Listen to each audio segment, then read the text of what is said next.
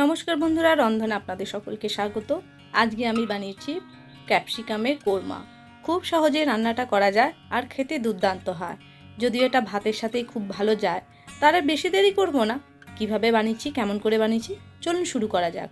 আমি এখানে 250 গ্রামের মতন চিংড়ি মাছ নিয়েছি, যেটা পুরো ছাড়িয়ে রেখে দিয়েছি। আর তার সাথে নিয়েছি 5টা ক্যাপসিকাম। একটু বড় সাইজে ক্যাপসিকাম হলে খুব ভালো হয়। আর 10 থেকে 15টা কাজু কিশমিশ, একটা গোটা নারকেল কোড়া, আর নিয়েছি একটা গোটা পেঁয়াজ, যেটা ছোট করে কেটে রেখেছি। তার সাথে নিয়েছি একটা গোটা ফুলকপি, আর সাথে নিয়েছি আলু। প্রথমে মাছটাকে হাফ চা চামচ হলুদ গুঁড়ো দিলাম আর স্বাদ মতো নুন দিয়ে ভালো করে মাখিয়ে নেব। নুন হলুদ ভালো করে মাখানো হয়ে যাবার পর এবার ক্যাপসিকামটাকে ভালো করে ধুয়ে নিয়েছি। ধুয়ে নিয়ে মুছিয়ে এইভাবে ওপরের দিকটা কেটে নেব, নিয়ে ভেতরে বীজটা বার করে নেব। দেখুন, পুরো বীজটা বেরিয়ে গেছে। দিয়ে এইভাবে পুরো ক্যাপসিকামটা কেটে রেখে দেব। আর ওপরের অংশটা ফেলে দেব না, এটা আমাদের ঢাকনা হিসাবে কাজ করবে। দেখুন, এইভাবে ক্যাপসিকামটা কেটে নিয়ে ভেতরে বীজটা বার করে নিচ্ছি। সব কটা ক্যাপসিকাম তাই করে রেখেছি। এবার যেটা করব, ফুলকপিটা এইভাবে ঘষে নেব।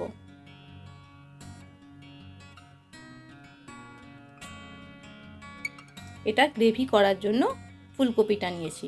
আর তার সাথে নিচ্ছি দুটো আলু। আলুটাও আমি ঠিক এইভাবে ঘষে নেব। আর আলুটা ঘষার পরেই সঙ্গে সঙ্গে ধুয়ে নিতে হবে, নাহলে আলু কালো বা লাল হয়ে যাওয়ার সম্ভাবনা থাকবে।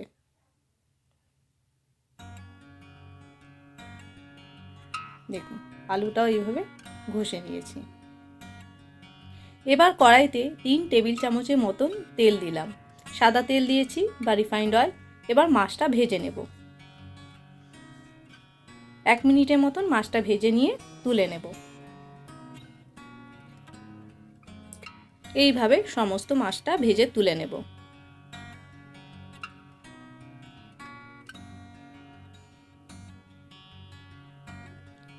এবার ওই মাছের তেলেতেই আমি আরও 3 টেবিল চামচের মতন রিফাইন্ড অয়েল দিলাম আর 1 চা চামচ গোটা জিরে ফোড়ন দিলাম।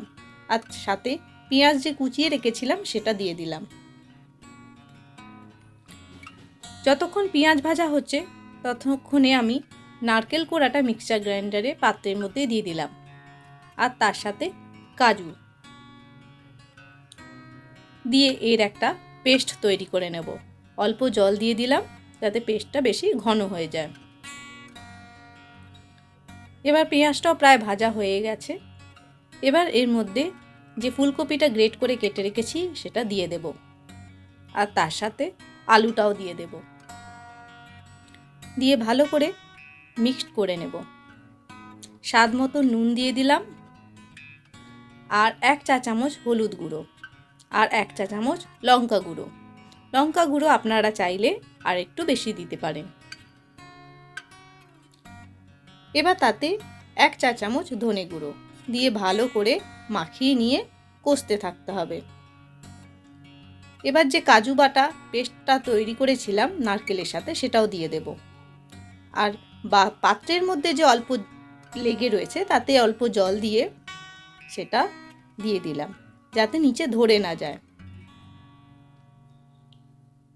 এবার আমি 2 চা চামচের মতন ঘি দেব যাতে টেস্ট একটু বাড়ে।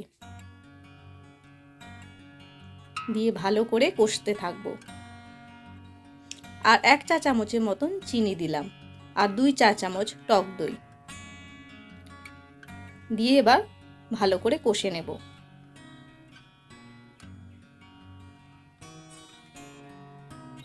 এবার এর মধ্যে মাছটা দিয়ে দেব। দিয়ে এইভাবে ভালো করে 2 মিনিটের মতন কষে নেব। আর 3 ভাগের 1 ভাগ চা চামচ গরম মশলা দিলাম। ব্যাস, আমার পুরটা রেডি হয়ে গেছে। আর ওপর থেকে একটু কাজু কিশমিশ দিয়ে দিলাম। এটা আপনারা দিতেও পারেন, নাও দিতে পারেন। এবার ঠান্ডার জন্য একটু রেখে দেব। এখানে এবার ক্যাপসিকামটাকে যেটা রয়েছে সেটাকে একটু তেল দিয়ে ব্রাশ করে নিলাম ভেতর বাইরে, আর অল্প একটু নুন ছড়িয়ে দিলাম যাতে ভাজতে গেলে তাড়াতাড়ি ভাজা হয়ে যায়। এবার এর মধ্যে পুরটা ভরে নেব।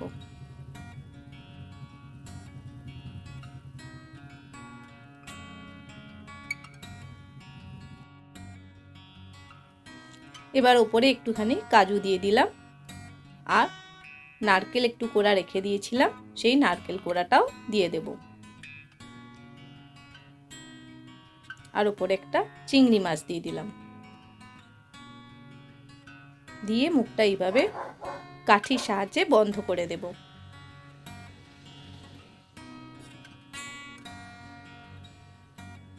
আমি আরেকটা করে দেখিয়ে দিচ্ছি।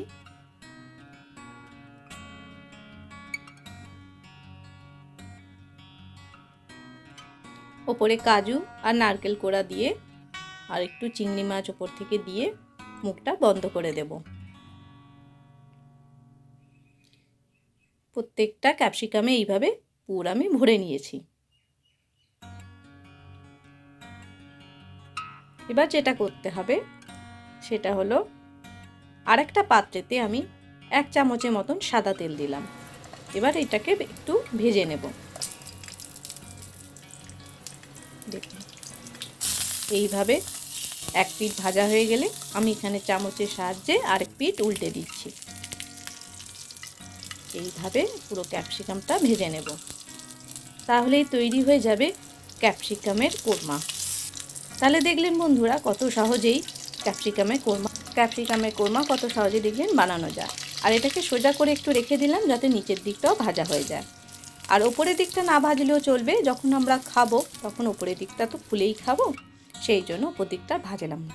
এইভাবে প্রত্যেকটা ক্যাপসিকাম আমি ভেজে নিচ্ছি।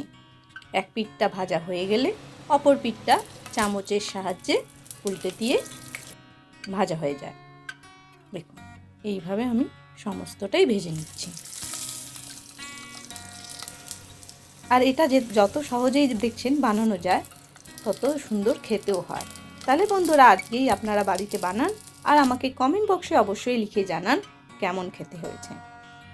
আর কারা কিভাবে এইভাবে ক্যাপসিকামে কোরমা বানান সেটাও আমাকে লিখে জানাবেন। আর যখন অতিথিকে আপনারা পরিবেশন করবেন তখন ঠিক এইভাবে দিয়ে কাঠিগুলো অল্প করে খুলে দিয়ে পরিবেশন করবেন। এতে দেখতেও ভালো লাগে আর যাকে দেবেন তারও ভালো লাগবে।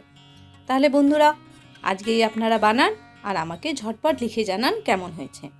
তাহলে আজকে এইটুকুই, পরবর্তীকালে আবার কোনো নতুন ভিডিও নিয়ে হাজির হব।